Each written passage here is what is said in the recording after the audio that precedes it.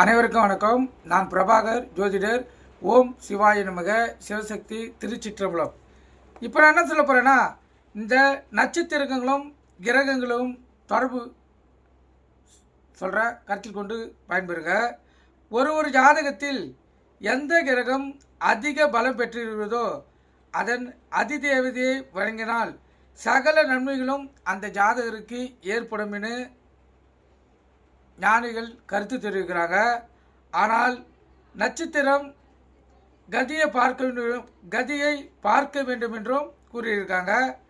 இப்போ அஸ்வினி 1, 2, 3, 4, கார்த்திகை 2, மிருகசீற்றம் 3, புனர்பூசம் 4, மகம் 1, உத்திரம் 2, சித்திரை 3, விசாகம் 4, மூலம் 1, புரட்டாதி 4 ஆகியவற்றில் பலப்பெற்ற கிரகம் சஞ்சரித்தால் அந்த ஜாதகருக்கு பலன் எதுவும் ஏற்படாது.